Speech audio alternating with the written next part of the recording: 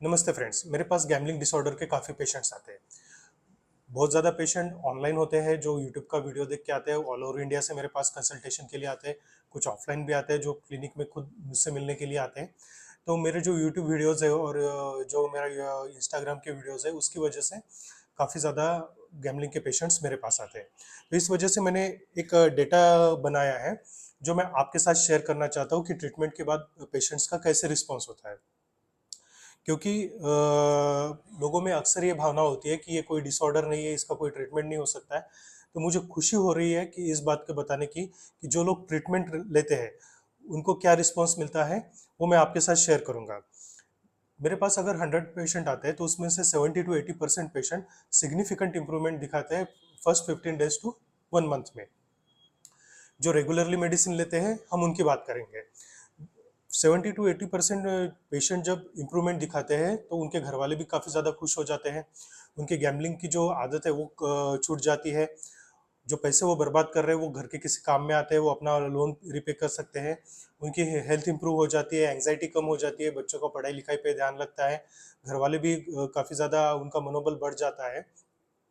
अब जब लोगों को इम्प्रूवमेंट आता है फर्स्ट 15 डेज टू 1 मंथ में, तो उसमें से कुछ लोग ऐसे होते हैं 20 टू 30%, उनको लगता है आगे ट्रीटमेंट की कोई ज़रूरत नहीं, मैं अपने आप को कंट्रोल कर लूँगा। तो इन 20 से 30% पेशेंट के साथ आगे क्या होता है वो हम बाद में डिस्कस करेंगे।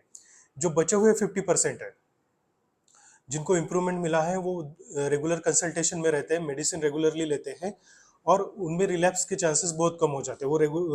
उनका जो ऑफिस परफॉर्मेंस है, काम पे उनका ध्यान लगता है। अगर स्टूडेंट है तो पढ़ाई पे ध्यान लगा पाते हैं। उनके मन में जो अनचाहे विचार आना है गैम्बलिंग के बारे में या फिर कुछ किसी के मन में सुसाइड के जो विचार है वो पूरी तरीके से बंद हो जाते हैं।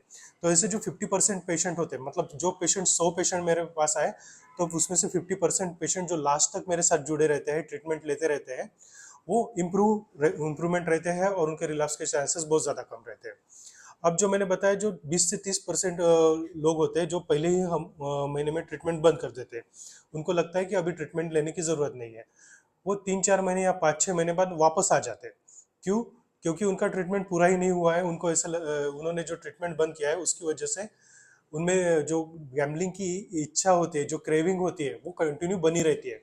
उस वजह से उनको दिक्कत होने लगती है, बार-बार गैम्बलिंग की याद आती है और वो गैम्बलिंग में वापस चले जाते हैं।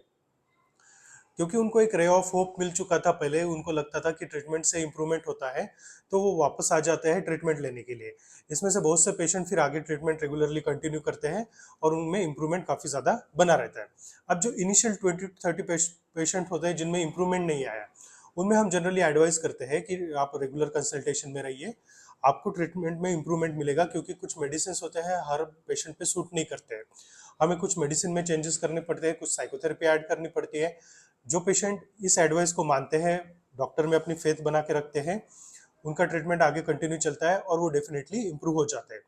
मेरा बस आप लोगों से एक ही रिक्वेस्ट है कि अपने डॉक्टर में प्लीज़ फेथ रखिए। अगर आप मेरे से जुड़े हैं तो प्लीज़ ट्रीटमेंट में फेथ रखिए। अगर आपको कुछ प्रॉब्लम आता है तो आप मेरे से सवाल पूछ सकते हैं। जो व्हाट्सएप नंबर पे हम कंसल्टेशन करते हैं उसमें आप बाद में मैसेज करके आपके जो प्रॉब्लम्स आ रहे हैं उसके बारे में पूछ सकते हैं। अगर मुझे लगता है कि पेशेंट से मुझे बात करने की ज़रूरत है तो मैं खुद से पेशेंट को दोबारा कॉल करके उनको फीडबैक लेता हूँ, उनको ट्रीटमेंट में क्या चेंजेस करने हैं वो बता देता हूँ। देखिए, कोई भी ट्रीटमेंट है, उसको आपको जो खर्चा आता है वो आपको डेफिनेटली उठाना ही पड़ेगा। जो 2-3 हज़ार रुपए का, और इस जो ट्रीटमेंट का है वो मेडिसिन थोड़ी सी महंगे आते हैं। मैं भी मानता हूँ कि ज़्यादा लोग इसको अफोर्ड नहीं कर सकते, लेकिन इसमें हम ज़्यादा कुछ चेंजेस नहीं ला सकते मेडिसिन की कॉस्ट में। जो कॉस्ट है वो आपको तो पे करनी ही पड़ेगी। लेकिन आप ये समझिए कि आपका जो गैम्बलिंग में नुकसान हो रहा है, जो आप पैसे वेस्ट कर रहे हैं, आपकी लाइफस्टाइल जो खराब हो रही है, आपके जो बच्चों पे असर पड़ रहा है, फैमिली पे असर पड़ रहा है, आपके ऊपर जो लोन पड़ रहा है, उस कॉस्ट को अगर आप कंपेयर करोगे तो ये ट्रीटमेंट का खर्चा कुछ भी नहीं है। महीने के 3-4 हज़ार रुपए में आपकी ट्रीटमेंट हो जाती है और आप पहले जैसी नॉर्मल लाइफ जी सकते हैं। मैं आशा करता हूँ कि आप ये वीडियो देख के उत्साहित होंगे ट्रीटमेंट लेने के लिए।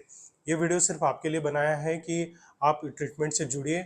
आप मेरे से ट्रीटमेंट लीजिए या आपने जो नियरेस्ट साइकेट्रिस्ट है उनसे ट्रीटमेंट लीजिए, लेकिन ट्रीटमेंट में आप बने रहिए। ट्रीटमेंट में बने रहना ही सबसे बड़ा इंपॉर्टेंट फैक्टर है आपको गैम्बलिंग से दूर करने में। धन्यवाद।